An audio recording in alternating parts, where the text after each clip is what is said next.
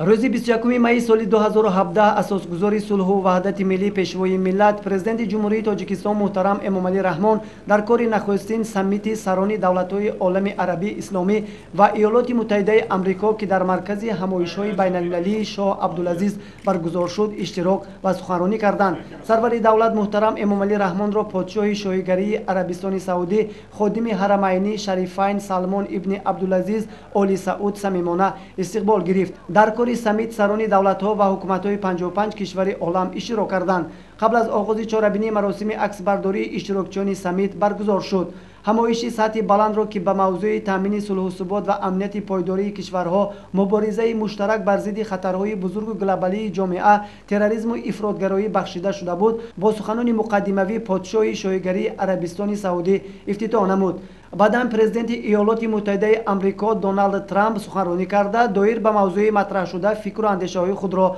بیان کرد. در سخنان خود اساسگزار صلح و وحدت ملی پیشوای ملت پرزیدنت جمهوری تاجیکستان محترم امامعلی رحمان با سازماندهندگان چهاربینی برای مهمان‌نوازی عالی و فراهم آوردن شرایط مساعد کاری منتداری بیان نموده تاکید داشتند که مهم از همه ضرورت بررسی و محاکمه موضوعهای در مرکز نگرانی عمیق تمام جامعه جهانی قرار داشته همگان را در این روز جمع آورده است. سرور دولت محترم امامعلی رحمان بار دیگر تروریسم و افراطگرایی را که به خطر بزرگ گلوبالی تبدیل یافته است محکوم نموده از اشتراکچیان اجلاسیه برای دریافت راه‌های مؤثری ریشه‌کن کردن سرچشمه‌های دستگیری سیاسی، نظامی و مالیوی و پیشگیری از عاقبت‌های فاجعه‌بار و درازمدت جمعیتی و سیاسی و معنوی این تهدیدهای جهانی دعوت به عمل آوردند.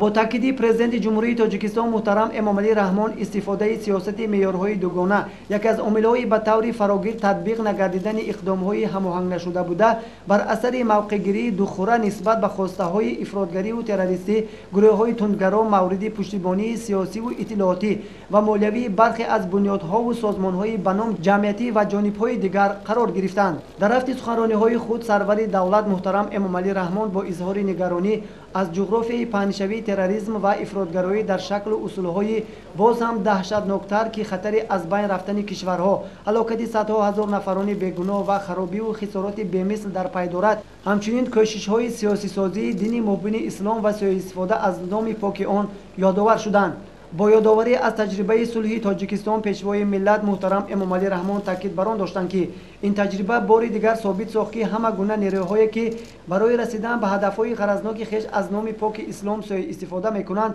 هرگز مورد پشتیبانی جامعه قرار نخواهد گرفت. در ادامه سخنرانی‌های خود سرور دولت محترم امامعلی رحمان همچنین دایر به ناامنی‌ها در کشورهای علاهده خاورمیانه و وضعیت مرکب سیاسی نظامی افغانستان فکر و ملاحظه‌های خود را بیان نمودند.